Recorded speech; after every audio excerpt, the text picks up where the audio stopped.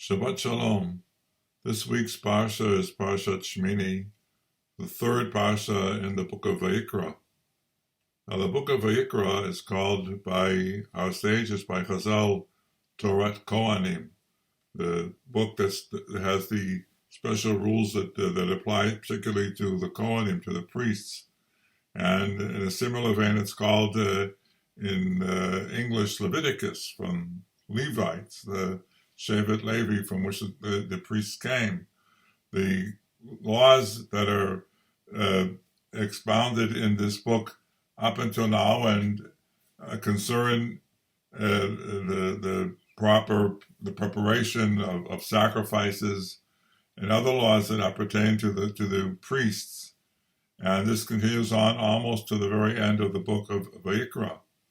And so it's strange that in the middle of this week's Parsha, we have a section that deals with what we call kosher food, kosher animals, the wildlife, the fish, fowl, and animals that are allowed to Jews for food and which are forbidden. What does this have to do with the priests? Is this something that applies to the entire Jewish people? Now, the Ramban, Rav Moshe ben Nachman, one of the greatest commentators on the Torah in the Jewish tradition, was very, very sensitive towards, with regards to the proper order of the text of the Torah. He felt that every parsha had its place, and its place was significant, and the things were not simply haphazardly put together.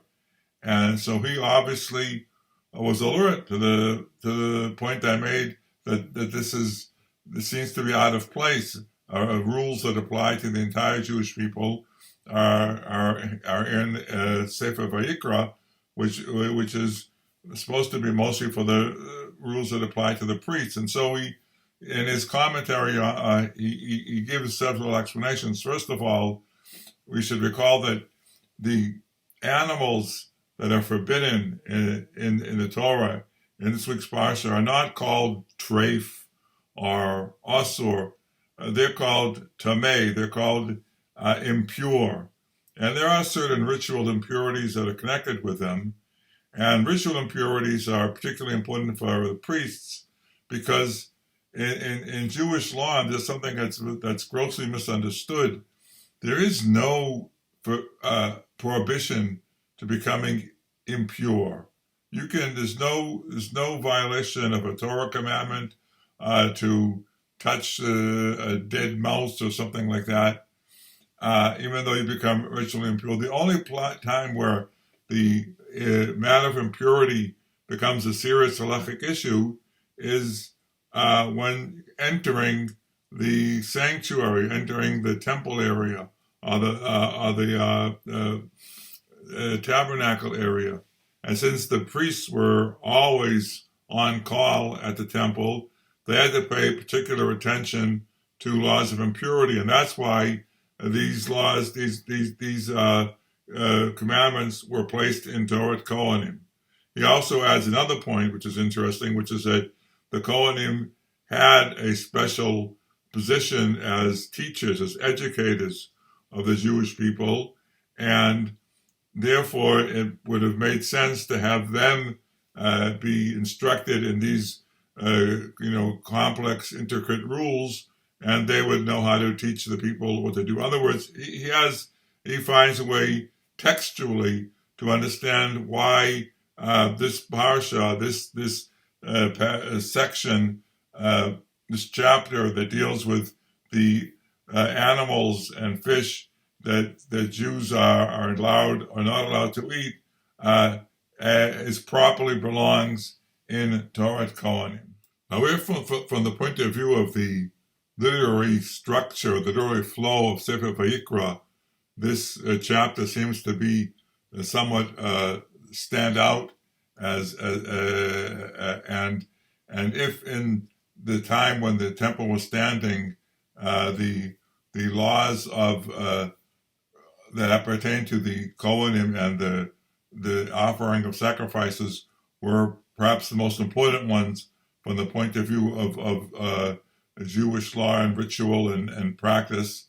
In our own day, it's actually this one parsha in Sefer va-Yiqra, which deals with the kosher animals and kosher food, is the most prominent, the most relevant to our lives. The laws that appertain to the Kohanim and this temple sacrifices are a matter of study. People in the yeshivas and other places study these for their intellectual value and all sorts of lessons that can be drawn from them. But practically speaking, the section of Tora Kohanim, Sefer va-Yiqra, that's most relevant to our lives is this particular chapter on the kosher animals. And this means we should take a little look at the rationale behind these specifications of which animals we can eat and which animals we cannot eat, and in general, the limitations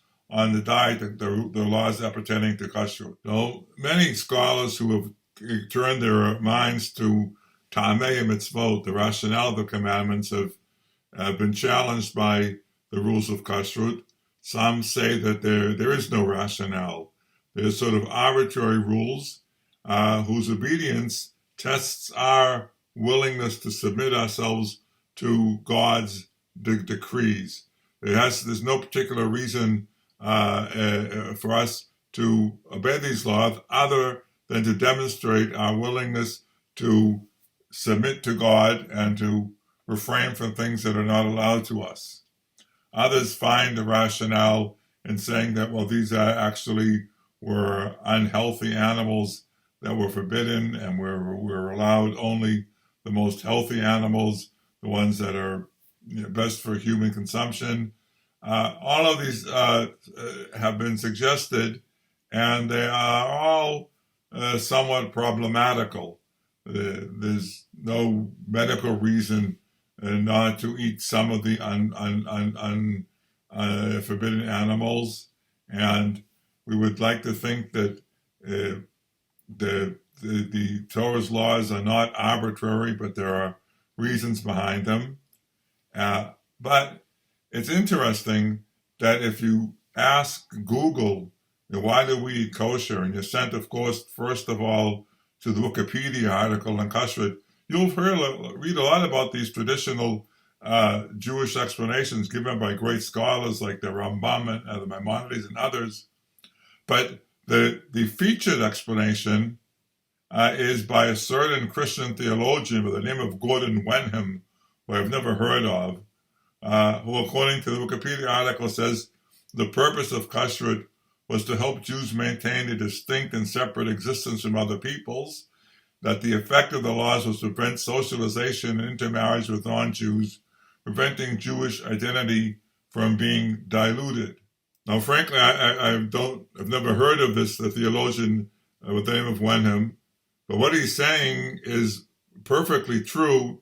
It makes a lot of sense, and has roots in the Jewish tradition, including the rabbinic prohibitions. The way that we don't drink wine that's produced by non-Jews or has even been touched by non-Jews. And when the rabbis added this prohibition, which is not mentioned in the Torah, it was specifically said, it was to prevent intermarriage, to prevent the type of socialization which could lead to intermarriage.